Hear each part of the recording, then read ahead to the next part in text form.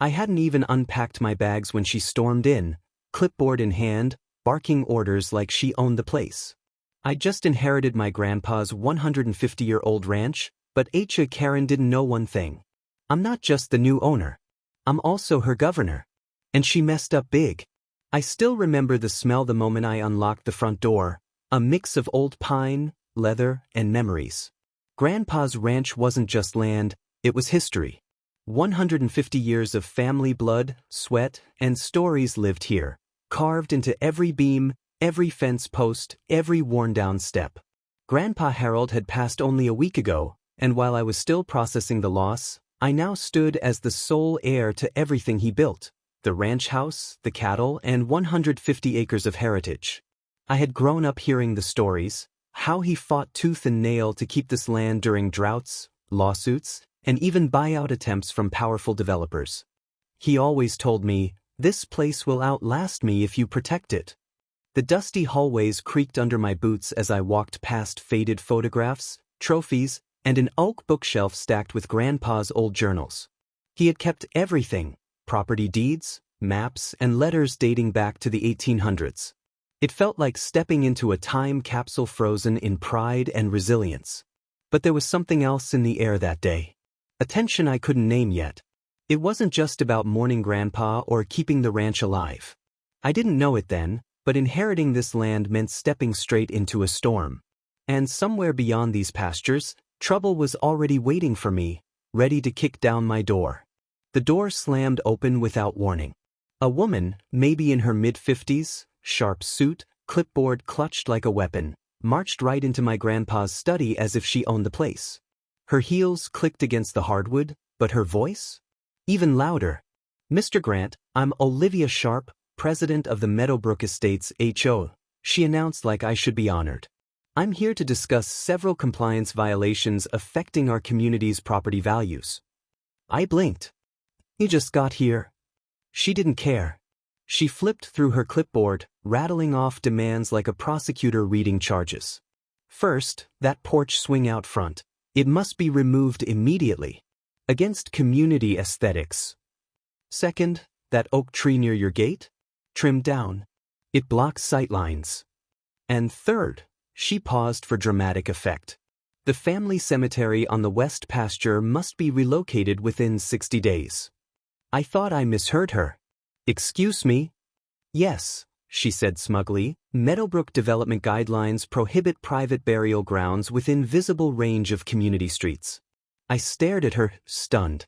This woman had barged into my home, insulted my grandpa's heritage, and was now demanding I dig up my ancestors because they didn't match neighborhood vibes.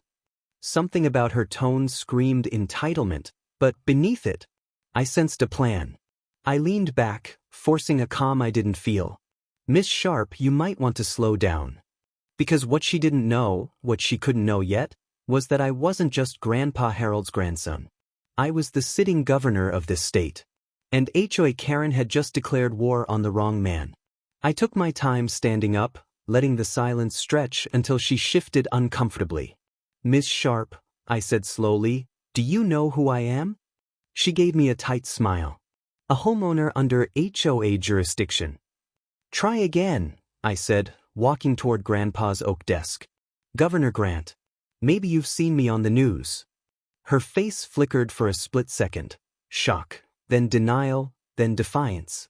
She squared her shoulders like a queen holding court. "Governor or not," she sniffed, "you're subject to the same guidelines as everyone else. We operate under delegated state authority." I almost laughed. Delegated authority. She was trying to intimidate the very person who wrote half the laws she claimed to enforce. But this wasn't about a porch swing or an oak tree. Her persistence screamed bigger motives. And when people get desperate about land, especially historic land, there's always money behind it. I decided right then, I wasn't going to play defense. If HOA Karen wanted a war, I'd let her make the first move. And when she did, I'd have her trapped so tight in her own mess she wouldn't see daylight for years. I smiled, calm and steady. "Miss Sharp, this conversation's over. You're trespassing. Leave my property." She hesitated, then pivoted on her heel and stormed out. But the way she looked back at the house before driving off? That wasn't defeat. That was a promise. That night, I couldn't shake the feeling something deeper was happening. I sat in Grandpa's study, flipping through decades of files, when I spotted a sealed envelope taped beneath the bottom drawer. Inside was a handwritten note. "If you're reading this, you'll need the safe." The combination unlocked a hidden trove, property deeds, historic preservation certifications, and a series of letters from state officials. My grandpa had quietly secured the ranch's status as protected heritage land. No HOA, no developer, not even the county could override it. So why was Olivia acting like she owned it? I dug deeper and found maps showing proposed development zones, luxury resorts, golf courses, new highways. Meadowbrook Estates sat right next to prime agricultural land, including ours. Then I found the smoking gun, a leaked email between Olivia and a consultant named Martin Greer. They weren't just hassling me, they were orchestrating a plan to force me to sell. Their strategy? Death by harassment, fines, threats, property sabotage. Anything to make the ranch feel like more trouble than it was worth. Grandpa must have known something like this was coming. That's why he'd prepared. And now, so would I. I called my attorney and set up enhanced surveillance around the property. Every camera, every motion sensor, every lock was upgraded overnight. If Olivia and her crew wanted to play games, fine. I'd watch. I'd wait. And I'd catch them red-handed. 3 days later, my phone buzzed at 2:14 a.m., motion sensors along the western fence line. Through Grandpa's old binoculars, I spotted 2 men dressed in coveralls creeping toward the pasture. One carried wire cutters. The other, surveying equipment. Not random vandals. Professionals. The security cameras captured everything, crystal clear audio and video. Olivia said focus on the cemetery side first, one whispered. Cemetery. My grip on the binoculars tightened. They weren't just cutting fences. They were targeting Grandpa's burial site. I didn't call the cops yet. Instead, I recorded everything, backing it up to both my attorney and an investigative journalist I trusted. By sunrise, a text buzzed in. Property correction crew working today. Do not interfere. 60-day deadline remains firm. Olivia had just admitted to orchestrating felony trespassing in writing. By noon, my attorney had assembled enough evidence to file charges, but I wanted more. I needed to know who was backing her. Later that day, I spotted her white SUV parked across the road, binoculars in hand, watching us like a hawk. She wasn't backing down. That's when I realized, this wasn't just an HOA president drunk on power. This was a coordinated land grab. And Karen had just walked straight into my trap. Turns out, I wasn't Olivia's only victim. A neighbor named Ella knocked on my door one afternoon, clutching a binder thicker than my arm. "You're not gonna believe this," she said, flipping through documents showing dozens of fake violation notices Olivia had sent over the past 2 years. Tom got fined for having a vegetable garden. The Rodriguezes had to pay $500 because their van clashed with community aesthetics. And Jim? She made him tear down a treehouse he built for his grandkids.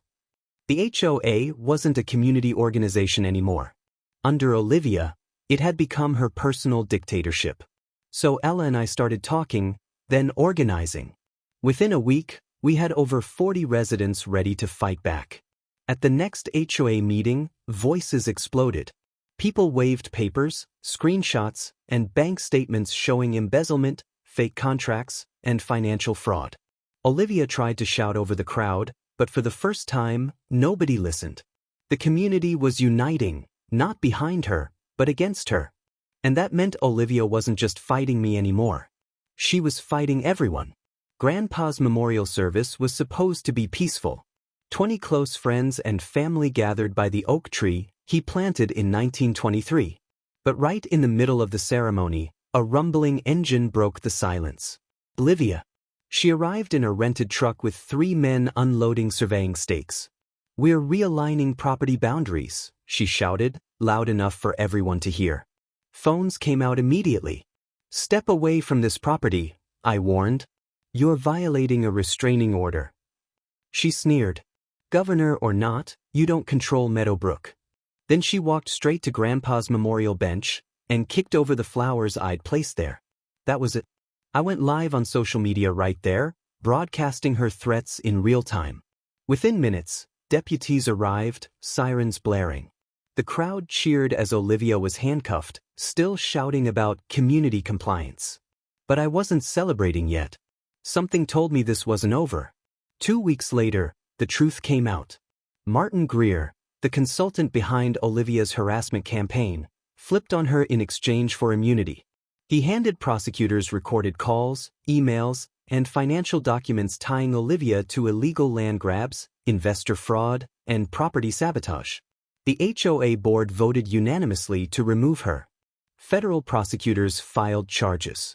And the state legislature, my legislature, introduced new protections for historic properties like Grandpa's ranch. The best part? Olivia was banned from holding any leadership role ever again. The ranch is now protected under state law, permanently exempt from HOA interference. The fences are rebuilt, the cemetery untouched, and Harold Grant's legacy? Secure.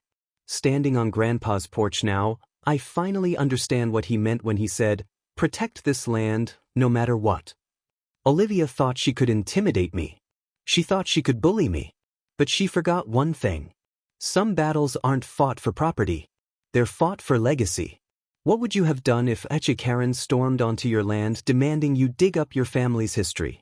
Drop your thoughts in the comments below. And if you enjoyed this story, hit like, subscribe, and stay tuned. Because sometimes, the HOA picks the wrong fight.